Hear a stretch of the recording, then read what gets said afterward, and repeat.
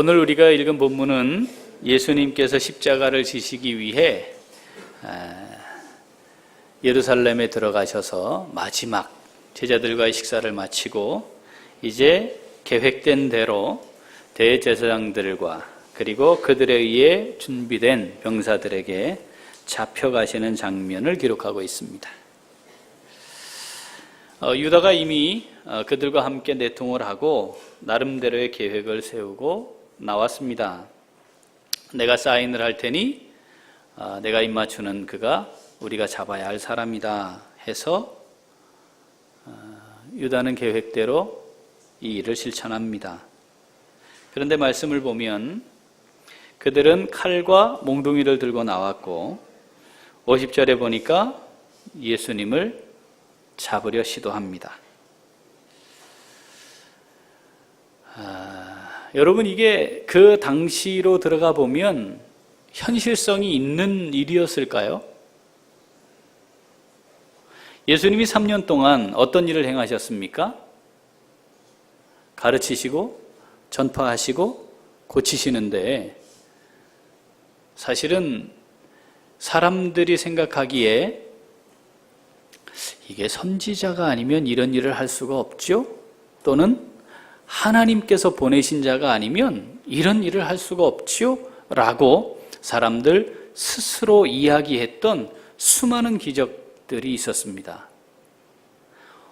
떡 5개 물고기 2마리로 거기에 모여있던 사람들, 그 수가 최소한 10,000명 이상이었다는 걸 우리가 기억합니다. 그 뒤에 또 한 번 떡 7개와 물고기 2마리로 비슷한 사건을 또 하나님 주님께서 보여주셔서 죽은 자가 살아나는 걸 현장에서 목격을 하기도 하고, 여러분, 예수님이 어떤 분이신가 하는 것에 대해서는 적어도 대부분의 사람들이 이해하고 있었고 그분의 능력이 어떠한가도 알고 있었습니다. 그분을 잡으러 가는 겁니다. 어떻게 계획을 했어야 맞을까요? 병사들 몇 명 데리고 칼하고 몽둥이 들고 나오면 예수님을 잡을 수 있었을까요? 사실은 이 상황 자체가 굉장히 이제 웃기는 상황입니다. 이걸로 예수님 잡는 거? 야, 이걸로는 안 돼 라고 했어야 정상이죠. 그런데 제자들도 위기의식을 느꼈습니다. 베드로가 칼을 빼어서 대제사장의 종이었던 말고의 귀를 내리쳐 귀가 떨어졌습니다. 자, 이 상황에서 예수님이 말씀을 이렇게 하십니다. 자, 53절. 너는 내가 내 아버지께 구하여 지금 12군단 더 되는 천사를 보내시게 할 수 없는 줄로 아느냐? 뭘 12군단, 한 군단이 당시 병력으로 따지면 한 6,000명 정도 됐거든요. 그러니까 12군단이 더 되는 천사, 사실 뭘 천사를 이렇게 부를 일이 있어요. 천사 한둘만 오면 이거 싹 정리하지. 그런데 주님은 어떤 분이시다? 마음만 먹으면 12군단 더 되는 천사를 싹 불러가지고 원하시는 걸 한 방에 해결할 수 있는 분이시다. 야, 군인들을 데리고 왔어? 그거 게임도 안 돼. 그거 뭐야? 내가 마음만 먹으면 한 방에 해결할 수 있어. 이런 거죠. 자, 54절은 이렇게 기록합니다. 내가 만일 그렇게 하면 이런 일이 있으리라 한 성경이 어떻게 이루어지겠느냐 하시더라. 택도 안 되는, 말도 안 되는 아주 웃기는 상황이 벌어지고 있지만, 그런데 주님이 순순히 그들이 행하는 대로 따라가신 이유, 뭐라고요? 이미 하나님이 말씀 가운데 이런 일이 있으리라 했기 때문에 그 말씀대로 이루어지는 것이 맞다. 그래서 내가 지금 이들에 의해 잡혀가는 것이다 말씀하는 겁니다. 이것을 요한복음에는 다르게 표현을 해놓았습니다. 요한복음 18장 11절 같이 읽어볼까요? 예수께서 베드로더러 이르시되 칼을 칼집에 꽂으라. 아버지께서 주신 잔을 내가 마시지 아니하겠느냐 하시니라. 자, 지금 이 상황은 하나님의 계획 속에 내가 마시도록 하나님이 주신 것이기 때문에, 그죠? 말도 안 되는 상황이지만 이 상황을 내가 아주 쉽고 간단하게 해결해 버릴 수 있지만, 하나님 아버지께서 마시도록 한 잔을 지금 마시는 것이 내가 당연히 해야 할 일이다 라고 말씀하신 겁니다. 우리는 지금까지 주님이 이 땅에 오셔서 주님을 따라가는 제자들을 향해 어떻게 살아가야 하는지에 대해 삶의 모범을 보여주셨고, 그 모범을 따라 살아가는 우리는 어떻게 살아가야 할지에 대해 말씀을 살펴왔습니다.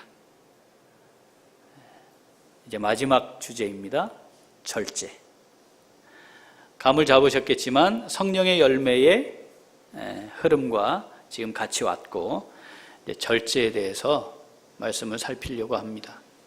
이 마태복음 26장의 이 마지막 부분, 요 상황은 절제라는 것이 무엇인지를 아주 정확하게 보여주고 있는 모범입니다. 여러분, 절제하면 어떤 느낌이 딱 듭니까? 절제? 뭘?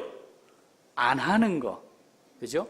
금하는 거, 좀 나로부터 뭘 좀 밀어내는 거, 나와 분리시키는 거, 이런 개념이 강하지만 성경이 말하고 있는 절제는 금하는 것과 동시에 하는 것입니다. 어떻게 하느냐의 문제로 절제를 접근합니다. 그래서 원래적 의미도 자기 통제입니다. 제가 국어사전에도 한번 찾아봤습니다. 이게 어떤 의미인지. 그랬더니 국어사전도 정도를 넘지 않도록 알맞게 조절하거나 제어하는 것이다. 요 정도까지라고 하는 기준을 만들어 놓고 그게 넘어가지 않도록 조절하고 제어하는 것이다. 그럼 전제는 뭐예요? 안 하는 거에 있는 거예요? 아니고 하는 거에 있는 것입니다. 그리고 어떻게 해야 하느냐에 초점을 맞추는 것이 절제라는 것이고, 주님이 지금 이 26장의 기록을 통해 그 정도의 기준이 뭐여야 하는지, 그렇죠? 또 뭘 기준으로 조절하고 제어해야 하는지를 말씀하신 거죠.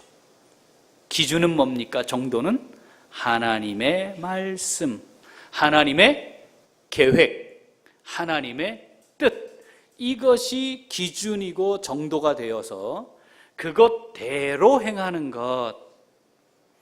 내가 하고 싶은 것도 있고 할 수 있는 것도 있지만 그것이 하나님의 뜻과 계획에 부합되는 것인가를 살피고 하는 것, 그것이 절제라고 하는 것임을 오늘 우리에게 잘 보여주신 겁니다.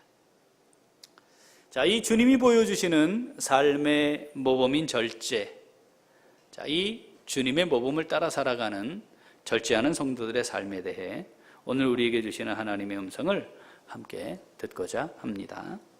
자, 주님의 삶의 모범을 따라 절제하는 성도들의 삶은 어떻습니까? 첫째, 다시 한번 첫째, 하나님의 뜻을 기준으로 분별합니다. 여러분, 내가 어떤 행동을 했다 하면 그 행동은 내가 어떻게 생각하는가를 반영한 겁니다. 또 하나, 내가 무엇을 가치 있게 여기고 있는가를 표현한 겁니다. 내가 하는 행동은 아이고 아닌데요? 나는 그게 아닌데요? 보여준 행동은 그러한데 종종 나는 그렇게 생각하지 않는데요 하는 경우들이 있습니다. 이건 자기에게 속은 겁니다. 내가 어떻게 행동하느냐를 통해 나는 이걸 가치 있게 여기고 있습니다라고 하는 걸 표현하는 거죠. 그러면 다시 원점으로 돌이켜보면 내가 어떤 생각을 하고 사느냐와 내가 무엇을 가치 있게 여기느냐에 따라 내 삶의 모습이 보여지게 되어 있습니다. 그러니까 내가 어떤 삶을 살아가야 하는지에 대해 깊이 생각을 한다면 먼저 뭘 점검해야 합니까? 내가 어떤 생각을 하고 살고 있는지, 그리고 나는 무엇을 가치 있게 여기고 있는지를 먼저 살펴보아야 합니다. 아, 행동을 이렇게 하면 안 되는구나, 이렇게 행동해야 되겠구나, 단편적으로 보여지고 있는 행동을 바꾸어야 하는 것이 아니고 나의 사고체계와 가치 기준이 무엇인가를 잘 살피는 것이 중요합니다. 로마서 12장 2절, 우리 잘 알고 있는 말씀인데 이 말씀을 그래서 우리는 늘 묵상하며 살아야 합니다. 읽어보죠. 너희는 이 세대를 본받지 말고 오직 마음을 새롭게 함으로 변화를 받아 하나님의 선하시고 기뻐하시고 온전하신 뜻이 무엇인지 분별하도록 하라. 아멘. 자, 절제가 하나님의 뜻을 기준으로 하여 어떻게 하는가의 문제라고 하면 분별해야 되겠죠. 뭘 분별해야 돼요? 하나님의 뜻이 무엇인지를 먼저 분별할 수 있어야 합니다. 그 뜻을 분별해야만 절제하는 삶을 살아갈 수 있습니다. 그런데 하나님의 뜻을 분별하라고 말씀하시기 전에 두 가지를 말씀하세요. 하나는 이 세대를 본받지 말아야 하고, 또 하나는 새롭게 함으로 변화를 받아야 한다는 겁니다. 이것은 무엇이 변화되어야 된다는 겁니까? 사고체계와 가치 기준이 달라져야 한다. 이 세상과 달라야 한다라는 걸 말씀하고 있는 겁니다.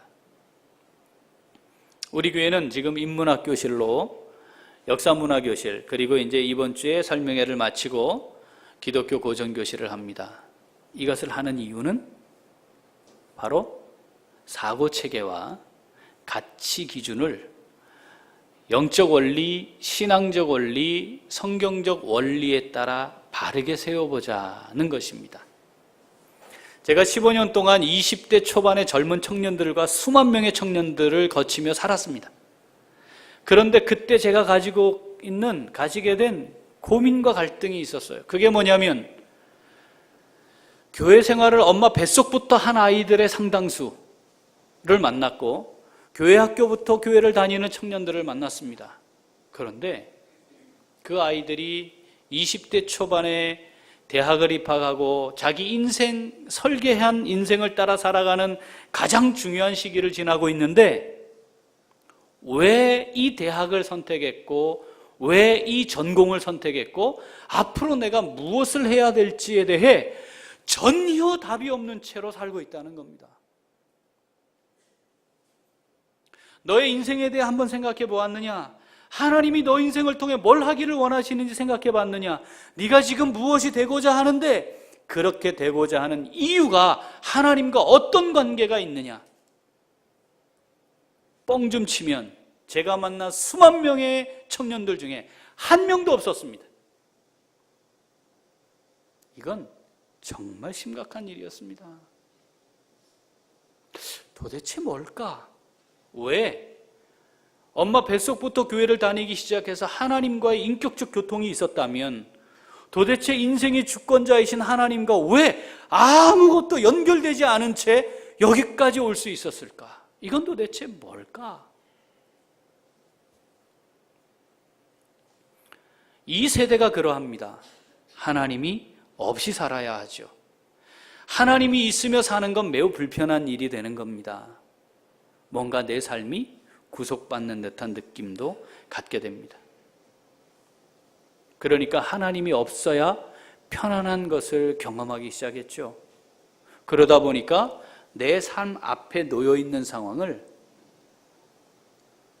어떻게 생각하고 판단해야 되는지 그 능력이 사라져 버렸어요. 아, 이건 정말 가치 있는 것이구나. 판단하는 능력도 사라져 버렸어요. 뭐만 하면 돼요? 성적 올리기만 하면 돼요. 그렇게 해서 성인이 되어서 여전히 삶의 자리에는 서 있지만 그곳에 하나님이 사라져버린 상태를 경험하게 되는 거죠. 짐 로저스라고 하는 세계적인 투자가가 한국에 왔답니다. 이분이 다른 투자가와 다른 것이 뭐냐면 이 사람은 직접 3년 동안 전 세계를 직접 그 현장을 가서 보고 그곳에 살고 있는 사람들을 만나보고 그리고 투자할 것인지 아닌지를 결정하는 그런 사람이랍니다. 그래서 굉장히 성공한 투자자로 이름이 있고 대한민국에 왔기 때문에 제가 한번 소개했었죠. 명견말리에 출연을 해서 2번에 걸쳐서 강연을 했습니다. 대한민국은 투자지로서는 어떻습니까? 투자지로서 매력이 없다. 그 이야기 중에 핵심적인 내용을 언론사 기자들과 인터뷰하는 중에 이야기를 한 부분이 있습니다. 자, 그거 한번 같이 보겠습니다.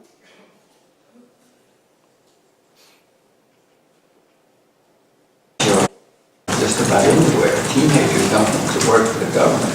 They don't even think about working for the government. They want to be football players or Bill Gates or something. They don't want to work. Nobody thinks about working for the government. There's just thousands of young people who are spending untold hours and money preparing to take a test to work for the government. The young woman I met spends 15 hours a week, 15 hours a day studying for the exam. She's already failed it a couple of times. The prospects are not good. Only 1 in 100 succeed.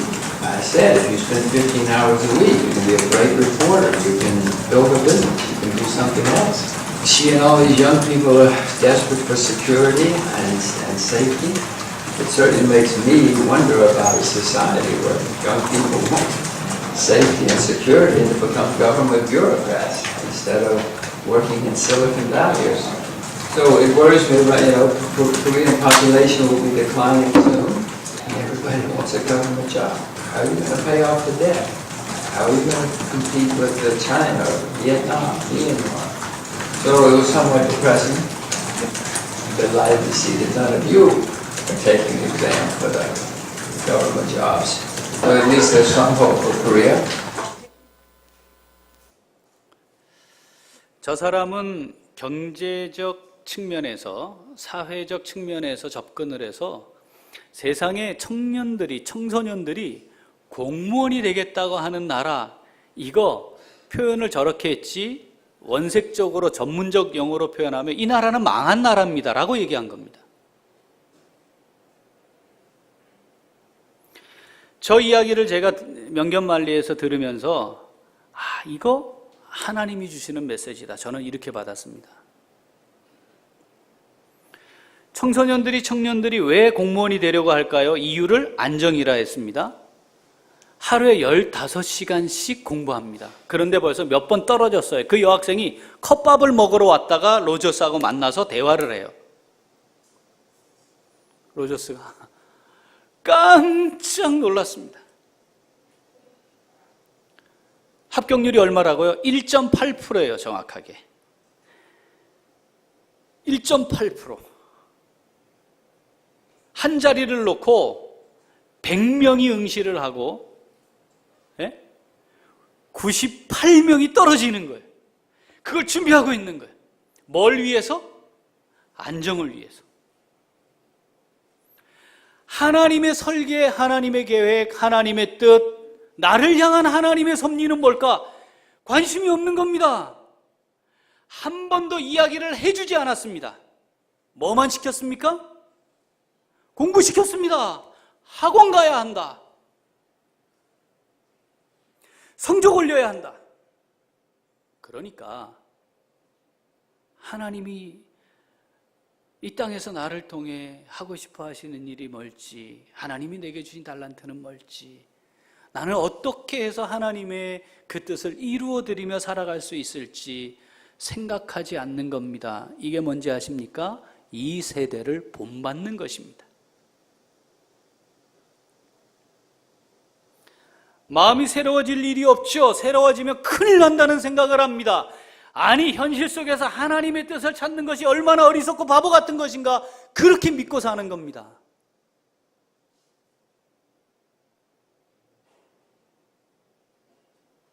나를 향한 하나님의 선하시고 기뻐하시고 온전하신 뜻이 뭘까? 이게 분별이 안 되니까 절제하지 못해요. 예배고 믿음이고 신앙이고 다 필요 없어요. 뭐해요? 학원으로 가는 거예요. 이게 뭐예요? 절제하지 못하는 거예요. 믿음이고 말씀이고 기도고 다 필요 없어요. 회사가 하라는 대로 회식의 자리에 또는 내가 여기서 어떻게 사람들에게 인정받아야 할까를 위해 달려가는 거예요. 어떻게 하면 조금 더 많은 돈을 소유하고 얻을 수 있을까? 어떻게 하면 조금 더 여유 있고 안전하고 안락한 생활을 할 수 있을까에 초점을 맞추는 겁니다. 그러니까 절제할 수 없어요.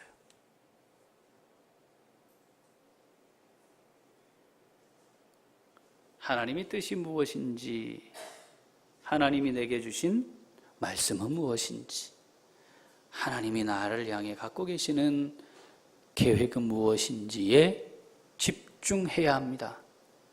우리 아이들에게 그것에 집중하며 살도록 가르쳐야 합니다. 우리 자녀, 손자들에게 그것을 이야기해 주어야 합니다.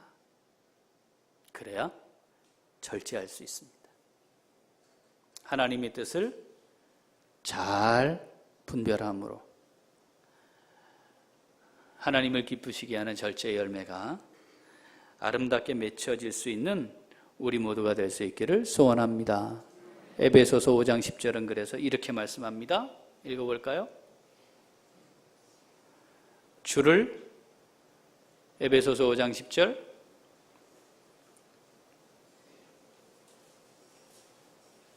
읽어보죠. 주를 기쁘시게 할 것이 무엇인가 시험하여 보라.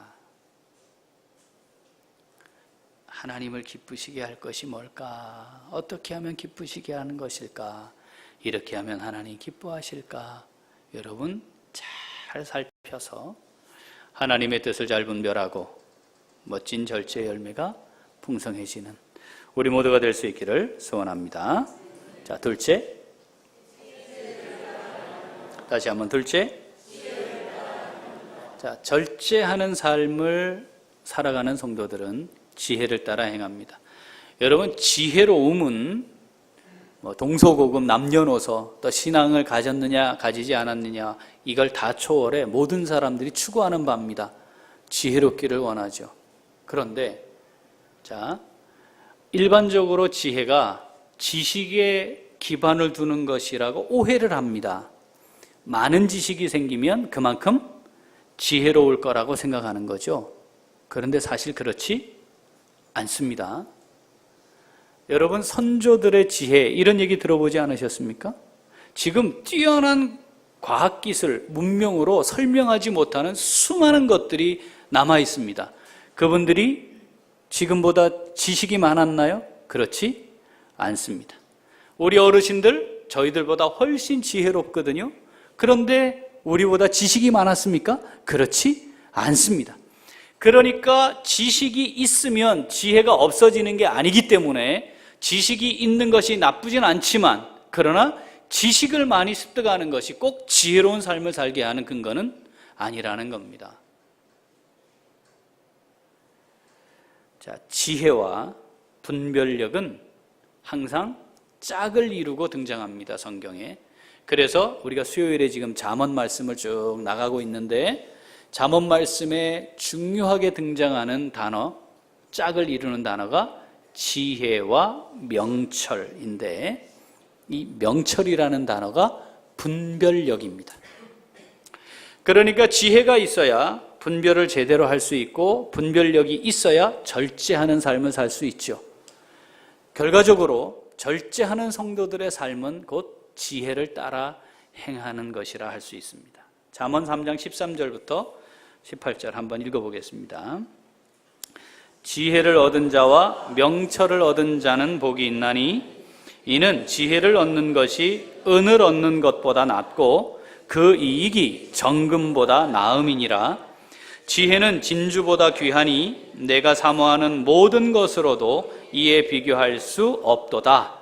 그의 오른손에는 장수가 있고 그의 왼손에는 부귀가 있나니 그 길은 즐거운 길이요 그의 지름길은 다 평강이니라.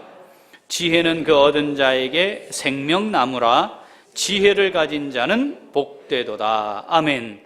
장수가 있고 부귀가 있고 평강이 있고 즐거움이 있다면 이보다 좋은 게 뭐가 있겠습니까?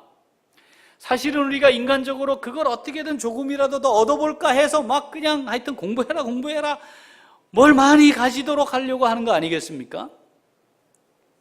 그런데 이 장수와 부귀가 있고 즐겁고 평안한 길을 가게 만드는 것, 그게 뭐라고요? 지혜로움에 있다고 말씀하는 겁니다. 은이나 정금을 좋아하십니까? 더 좋고 많은 소유들 기뻐하십니까? 그것보다 더 사모할 만한 것으로 비교할 수 없는 것이 지혜다라고 말씀하는 겁니다. 여러분 지혜로우십니까? 목사님 저는 그래도 상당히 지혜로운 것 같습니다. 지혜롭기를 원하십니까? 그렇죠. 여기는 아멘 해야죠. 지금 28번 아멘 안 했는데 지혜롭기를 원해야죠. 그렇지 않습니까? 그죠? 지혜로운 것, 지혜로울 수 있는 것. 그럼 어떻게 할 수 있을까 말이죠. 고린도전서 10장 23절 읽어봅니다. 모든 것이 가하나 모든 것이 유익한 것은 아니요 모든 것이 가하나 모든 것이 덕을 세우는 것이 아니니. 자, 지혜롭다는 것은 이 일이 어떤 의미를 지니느냐를 잘 확인하고 분별해서 행동하게 만듭니다. 보통 사람들은 이건 해도 되는 일이야 그러면 합니다. 그런데 하나님의 원리는 뭐예요? 이게 정말 유익한 건지를 살펴라는 거예요. 그것뿐 아니라 어때야 된다?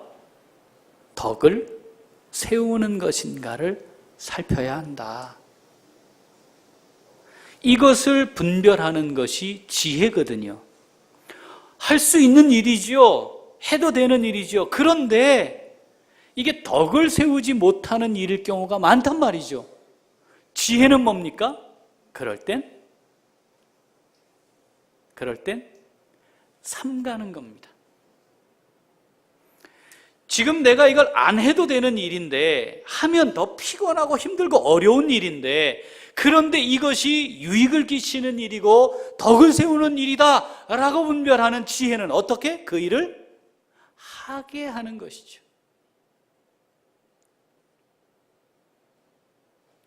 이 지혜로움이 믿음을 가진 성도들에게 있어 정말 아주 중요한 삶의 모습입니다. 그런데 세상적으로 지혜로운 사람들이 있습니다. 하나님과 상관없이. 여러분 우리 주변에 그런 분들이 종종 있지 않습니까? 그렇죠? 그런데 놀랍게도 이 세상적 지혜는 죄의 그 뿌리를 두고 있습니다. 그래서 사실은 내가 지금 하고 있는 일을 바르게 하지 않음에도 불구하고 할 수 있도록 만드는 쪽으로 우리를 이끌어갑니다. 내가 한 일이 그렇지 않은 것처럼 위장하는 일로 우리를 이끌어갑니다. 내가 지은 죄를 감추기 위한 방향으로 우리를 이끌어갑니다. 목사님 너무 극단적인 거 아니십니까? 창세기 3장 6절 한번 읽어보겠습니다. 같이 읽죠? 여자가 그 나무를 본즉 먹음직도 하고 보암직도 하고 지혜롭게 할 만큼 탐스럽기도 한 나무인지라. 어디에 딱 방점이 찍혔어요? 지혜롭게 할 것 같다는 거였습니다. 이 지혜는 어떤 겁니까? 하나님의 뜻을 거스르는 겁니다. 그러니까 이 지혜는 뿌리로 들어가면 하나님을 거스르는 것이고 죄로 말미암는 겁니다. 그럴듯해 보이지만 결국 세상적 지혜는 꾀를 내는 거라고 성경이 표현합니다. 자, 성경을 읽죠. 고린도전서 3장 18절 잘 읽어보겠습니다. 고린도전서 3장 18절 아무도 자신을 속이지 말라.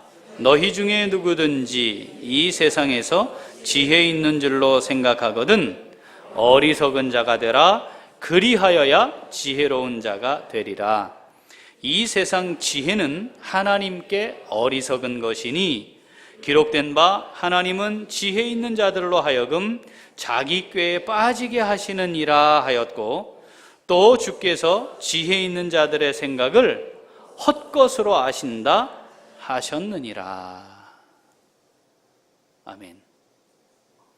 이 세상을 살아가는데 우리가 가지게 되는 지혜로움은 하나님과 분리되어 있는 채로 있다면 또는 하나님과 관계없이 지혜롭다면 하나님은 그걸 어리석은 것이라 말씀하시고 헛것이다 라고 하신다는 거예요. 왜? 그 뿌리가 어디에 있었어요? 하나님의 명령을 거스르는 데에 사용되는 것이었기 때문에. 지혜롭기를 원하시죠? 우리 자녀들이 지혜롭기를 원하시죠? 그래야 합니다. 자, 그러면 이 지혜를 따라 행하는 삶을, 절제하는 삶을 살아가려면 어떻게 해야 할까? 잠언 9장 10절 읽습니다. 여호와를 경외하는 것이 지혜의 근본이요 거룩하신 자를 아는 것이 명철이니라. 아멘. 여러분 이 말씀을 믿으셔야 합니다.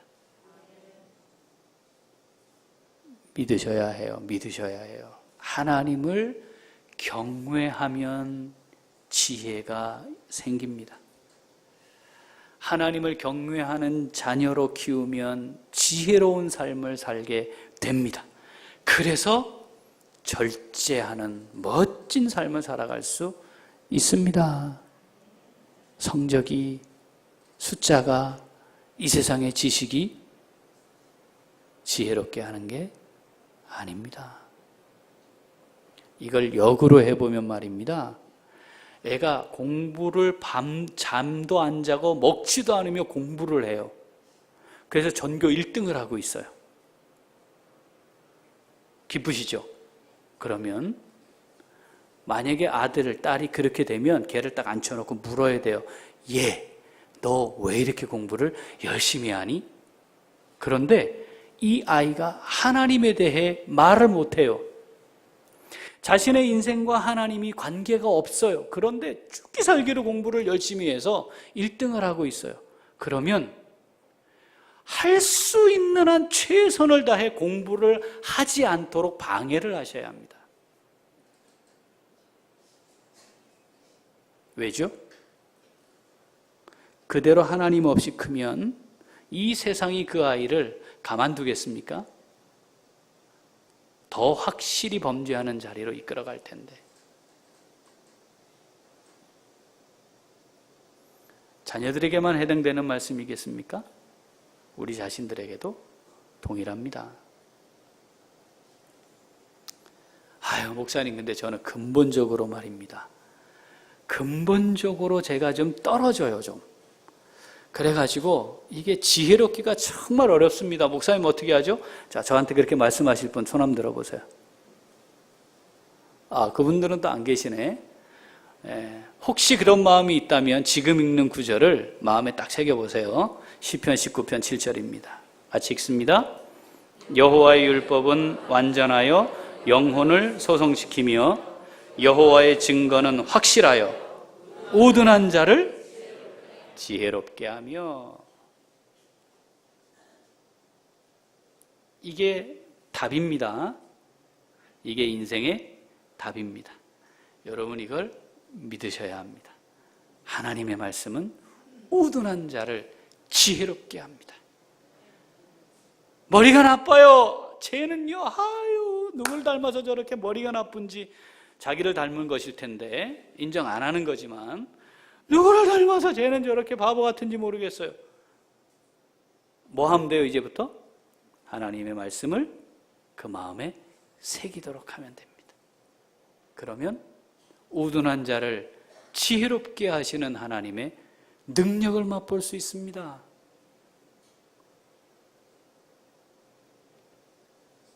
자, 절제하는 것이란 하지 않는 것이 아니고 하는 겁니다.